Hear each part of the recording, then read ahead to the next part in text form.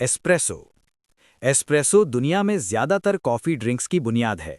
ये बारीक पिसी हुई कॉफ़ी बीन्स पर ज़्यादा दबाव के तहत थोड़ी मिकदार में गर्म पानी डालकर बनाया जाता है। इसका नतीजा एक गाढ़ी, मुर्तकिज़ शॉट होती है जिसका जायका भरपूर और तेज़ होता है और इसके ऊपर क्रीमा नामी सुनहरी झाग की तह होती है। एस्प्रेसो का आगाज़ 20वीं सदी के अवाइल में इटली में हुआ और ये तेज़ी से इतालवी कैफ़े कल्चर का अहम हिस्सा बन गया। एक सिंगल शॉट हुज्म में छोटी होती है लेकिन जायके में ताकतवर होती है और ये इस फहरिस्त में शामिल दीगर मशहूर ड्रिंक्स की बुनियाद का काम करती है। अमेरिकानो। अमेरिकानो बुनियादी तौर पर एस्प्रेसो है जिसे गर्म पानी में मिलाकर पतला किया जाता है। इसके नाम के पीछे की कहानी दूसरी जंग अजीम से मिलती है, जब यूरोप में अमेरिकी फौजियों को रिवायती एस्प्रेसो बहुत तेज़ लगती थी और उन्होंने इसमें पानी मिलाना शुरू कर दिया। इसका नतीजा एक ऐसा ड्रिंक था जो उन्हें अपने वतन में पीने वाली ड्रिप कॉफ़ी से मुशाबा था। अमेरिकानो एस्प्रेसो शॉट की निस्बत ज़्यादा हमवार और हल्का होता है, लेकिन फिर भी इसमें जायके की नुमाया गहराई मौजूद होती है। ये सबसे आसान कॉफ़ी ड्रिंक्स में से एक है और दुनिया भर में इंतहाई मकबूल है। कैपुचिनो। कैपुचिनो दुनिया भर में सबसे ज़्यादा पहचानी जाने वाली कॉफ़ी ड्रिंक्स में से एक है। ये बराबर मिकदार में एस्प्रेसो, उबली हुई दूध यानी स्टीम्ड मिल्क और दूध के झाग से तैयार की जाती है, जो एक मुतवाज़न और तहदार ड्रिंक बनाती है जिसकी बनावट क्रीमी होती है। ऊपर झाग की घनी तह ही इसे दूध पर मबनी दीगर कॉफ़ियों से ज़ाहिरी और बनावटी तौर पर अलग करती है। ये रिवायती तौर पर एक इतालवी सुबह का मशरूब है और इटली में दोपहर के बाद कैपुचिनो ऑर्डर करना गैर मामूली समझा जाता है। इसका नाम कैपुचिन राहबों से मिला है, जिनके भूरे लिबास ने इस मशरूब के रंग को प्रभावित किया। लाटे।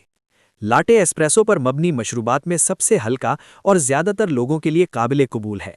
ये 1 या 2 शॉट एस्प्रेसो और काफ़ी मिकदार में उबली हुई दूध से बनाया जाता है, जिसके ऊपर सिर्फ झाग की एक पतली सी तह होती है। दूध की ज़्यादा मिकदार इसका जायका कैपुचिनो के मुकाबले में काफ़ी नरम बना देती है, जो उन लोगों को पसंद आती है जो कॉफ़ी का तेज़ जायका कम चाहते हैं। लाटे लेटे आर्ट के लिए सबसे आम कैनवस होते हैं, जहां बैरिस्टा डाले गए दूध को मशरूब की सतह पर पत्तों या दिलों जैसी शक्लों में ढालते हैं। Flat white. फ्लैट वाइट एक मशरूब है जिसका आगाज़ ऑस्ट्रेलिया और न्यूजीलैंड में हुआ और तब से ये पूरी दुनिया में फैल गया है। ये लाटे से मुशाबा है, लेकिन इसमें दूध कम और एस्प्रेसो का तनासुब ज़्यादा होता है, जिसकी वजह से इसका जायका ज़्यादा ताकतवर और मुर्तकिज़ होता है। ये एक छोटे कप में पेश किया जाता है। फ्लैट वाइट में इस्तेमाल होने वाला दूध माइक्रोफोम होता है, यानी ये रेशमी हमवार होता है जिसमें बहुत बारीक बुलबुले होते हैं और ऊपर झाग की कोई मोटी तह नहीं होती। ये पूरे मशरूब में एक मखमली बनावट पैदा करता है। ये बैनुल-अक़वामी तौर पर उस वक्त मकबूल हुआ जब बड़ी कॉफ़ी चेन्स ने इसे अपने मेन्यू में शामिल करना शुरू किया। मकियाटो। मकियाटो का इतालवी ज़बान में मतलब है दागदार या निशानदार, और ये नाम इस तरीके की तरफ इशारा करता है जिसमें दूध की थोड़ी मिकदार एस्प्रेसो पर निशान छोड़ती है। रिवायती वर्जन, जिसे एस्प्रेसो मकियाटो कहा जाता है, सिर्फ एस्प्रेसो की एक शॉट होती है जिसके ऊपर उबली हुई दूध या झाग की एक छोटी सी मिकदार डाली जाती है। लाटे मकियाटो भी होता है जो इस तनासुब को उलट देता है और एक लंबे गिलास में उबली हुई दूध में एस्प्रेसो की एक शॉट डाली जाती है। ये दोनों वर्जन शक्ल और जायके में काफ़ी मुख्तलिफ होते हैं, लेकिन दोनों ही मकियाटो कहलाते हैं। ये एस्प्रेसो की तेज़ी और कैपुचिनो की नरमी के बीच का दर्जा है। मोका। मोका कॉफ़ी और चॉकलेट का मलाप है। ये एस्प्रेसो, उबली हुई दूध और चॉकलेट सिरप या कोको पाउडर से बनाया जाता है, जिसके ऊपर अक्सर व्हिप्ड क्रीम डाली जाती है। ये मजमुआ एक मीठा, भरपूर और लजीज मशरूब तख्लीक करता है जो उन लोगों को पसंद आता है जो कॉफ़ी और मीठे जायके दोनों से लुत्फानंदोज़ होते हैं। इस नाम की जड़ें यमन की बंदरगाह मोका शहर से मिलती हैं, जहां तारीखी तौर पर शुरुआती आलमी कॉफ़ी ट्रेड के अहम मरकज़ों में से एक था। आज लफ्ज़ मोका आमतौर पर किसी भी ऐसी कॉफ़ी ड्रिंक के लिए इस्तेमाल होता है जिसमें चॉकलेट का अंसर हो। Cold brew. कोल्ड ब्रू मोटे पिसी हुई कॉफ़ी बीन्स को ठंडे या कमरे के दर्जे हरारत वाले पानी में तवील मुद्दत के लिए आमतौर पर 12 से 24 घंटे के दरमियान भिगोया जाता है। आइस्ड कॉफ़ी के बरक्स कोल्ड ब्रू बनाते समय कभी भी गर्मी का इस्तेमाल नहीं किया जाता। ये सुस्त अमल एक ऐसी कॉफ़ी तैयार करता है जो कुदरती तौर पर हमवार, हल्की मीठी और तेज़ाबियत में कम होती है।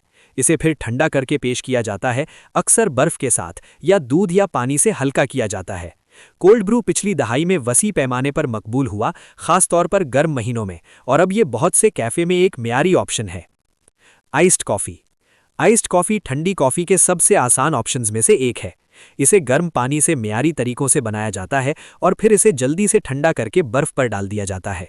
चूंकि बर्फ पिघलने के साथ मशरूब को पतला करती है, इसलिए आइस्ड कॉफ़ी अक्सर मामूल से ज़्यादा तेज़ बनाई जाती है ताकि इसकी तलाफ़ी की जा सके। इसे बगैर दूध के या दूध, क्रीम और मीठे के साथ पेश किया जा सकता है। आइस्ड कॉफ़ी कई दशकों से मुख्तलिफ कल्चर्स में मुख्तलिफ शक्लों में पी जाती रही है और ये दस्तयाब ठंडी कॉफ़ी के सबसे आसान और सस्ते ऑप्शंस में से एक है। अफोगाटो। अफोगाटो कॉफ़ी ड्रिंक और मीठे के बीच की सरहद पर वाक़ है।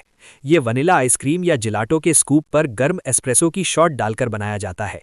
गर्म कॉफ़ी ठंडी आइसक्रीम को पिघला देती है, जिससे एक गर्म और ठंडा मरकब बनता है जिसमें मीठे और कड़वे जायकों का तजाद होता है।